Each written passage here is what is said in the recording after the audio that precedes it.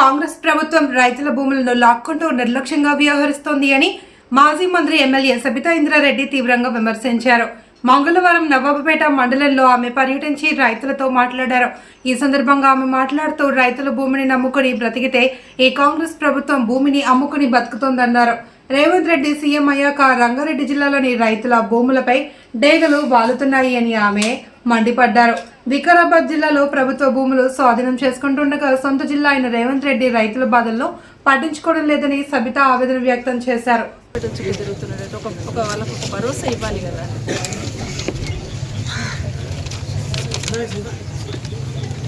నేను వీళ్ళు రేపు పొద్దున వస్తారు, వీళ్ళందరూ ఒక్కసారి వీళ్ళకి ధైర్యం ఇస్తే వీళ్ళు కింద ఇస్తారు. ఒక క్లారిఫికేషన్, రైతులు ఎక్కడ పోవాలో తెలుస్తలేదు, ఎవరిని కలవాలో తెలుస్తలేదు, టెన్షన్ పడిపోతున్నారు. ఒక భరోసా వాళ్ళ కల్పించకపోతే చాలామంది సూసైడ్ చేసుకునే పరిస్థితిలో ఉన్నారు. 1/2 ఎకరు, 2 acres, 1 acre. సో ఈ జీవో ఇచ్చున్నారు. ఈ జీవోని బేస్ చేసుకొని పట్టుకొని తిరుగుతున్నారు పాపం అంతా. వచ్చి కలుస్తారు అందరినీ చూస్తూ ఉంటే. అంటే భూమి అంటే తల్లిదండ్రితో ఎంత మమకారం పెంచుకుంటామో భూమితో కూడా అంతే మమకారం పెంచుకుంటాం. తరతరాలుగా భూమిని కాపాడి ఎన్ని కష్టాలున్నా ఓర్చుకొని పిల్లలకు అందించాలనే ఆలోచన చేస్తున్న సందర్భంలో నేను మిమ్మల్ని అరెస్ట్ చేశారని నాకు శుభప్రద నా దగ్గరికి వచ్చి చెప్పినప్పుడు చాలా బాధ అనిపించింది. ఏం తప్పు చేసిండ్రు, ఏం కర్మాని వాళ్ళకి అరెస్ట్ చేయాలా అని చెప్పేసి అప్పుడే మాట్లాడి ఎస్పీ గారితో మాట్లాడి నాగేందర్ గారితో మాట్లాడి ఆనంద్ గారు అప్పటికే బయలుదేరిండని తెలిసిన తర్వాత కొంత మీకు ధైర్యం ఇస్తారు, అక్కడికి వచ్చిన్నారనే ధైర్యంతో ఉన్నాము. కానీ ఒకటి మాత్రం మీకు అందరికి నేను మనవి చేస్తూ ఉన్నాను, ఈరోజు మీ భూమి పోతుందని మీరెంత బాధపడుతూ ఉన్నారు. కేసీఆర్ గారు కూడా కేటీఆర్ గారు కూడా అదే నిన్న ఫోన్ చేశాక మీరు ఒక్కసారి వాళ్ళకి పోయి ధైర్యం చెప్పిరండి, లేకపోతే చెట్టుకోరు పుట్టుకోరు అయిపోతారు. మా పడుకున్నారని చేసిన తల్లి రోడ్డు మీద వచ్చింది. వచ్చి ఎట్టి పరిస్థితుల్లో మా భూములు ఇయ్యం, మా ప్రాణాలు తీసుకోండి, కానీ మా భూములు మాత్రం మేము ఇయ్యమని చెప్పి పెద్ద పోరాటం చేస్తున్నారు. దేశంలోనే ఎవరు కూడా అంత గట్టిగా నిలబడి ఉంటారు. ఎంతమంది ఇబ్బంది పెట్టినా ఇళ్లకు వచ్చి పోలీస్ డిపార్ట్మెంట్ సంబంధించిన పోలీస్ సోదరులందరూ ఇళ్లకు వచ్చి ఇబ్బంది పెట్టినా కూడా అక్కడున్న మా మహిళా సోదరుమణులు వెనుకకు వేయకుండా ఢిల్లీ దాకా వచ్చారు. ఢిల్లీ దాకా వచ్చి అక్కడ కూడా కంప్లైంట్ ఇచ్చి మా భూములు ఎట్టి పరిస్థితుల్లో ఇవ్వము అని గట్టిగా పైకి తీసినారు. కాబట్టి లగచర్లను గుర్తు చేస్తున్నాం.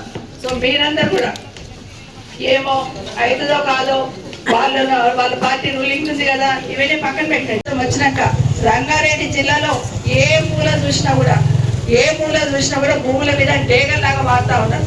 నిన్నగాక మన అస్తేపూర్ కాకుండా మీకు ఐడియా ఉంది. అస్తేపూర్లో రైతన్నులందరినీ మీ భూములు ఇచ్చేసేది తీసుకుంటాం అన్నారంట.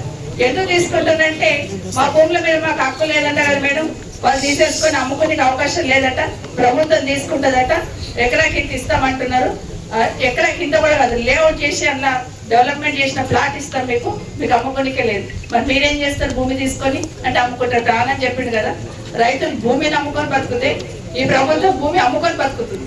దానికోసం అక్కడ తీసుకున్నారు. అంటే పెద్దమంగళం గ్రామంలో పరిస్థితులలో ఏ ప్రభుత్వం కూడా ఏమి చేయలేదు వాస్తవం. ఈరోజు నిజంగా మీ భూములు తీసుకుంటున్న సందర్భంలో ఇప్పటికీ మీకు ఒక భరోసా ఇవ్వాల్సింది, కానీ కనీసం భరోసా లేకుండా వారి ఇష్టం వచ్చినట్టు అలైన్మెంట్ మార్చుకొని ప్రభుత్వ భూమి అన్న కూడా ప్రభుత్వ భూమిని వదిలేసి మీ పట్టాలను అడిచుకెళ్ళి తీసుకుంటుందంటేనే ఒక రకమైన మూర్ఖత్వంతో ప్రభుత్వం పనిచేస్తుందనేది అర్థమవుతుంది. మా ఇష్టం, మా రాజ్యం, మేము ముఖ్యమంత్రి, నేనే ప్రభుత్వం, మాదే, మా ఇష్టం వచ్చినట్టు చేస్తామనే ప్రవర్తన ఏదైతుందో చూస్తే ఎవరు కూడా పంటలు నష్టపోయినా ధ్యాస లేదు, భూములు పోతున్నాయి రైతులు ఏడుస్తున్నా ధ్యాస లేదు. ఇప్పుడు హెచ్ఎండిఏకి వెళ్ళి ఒక నోటిఫికేషన్ ఇచ్చినారు, ఒక ఆర్డర్ ప్రాణం చెప్పినట్టే.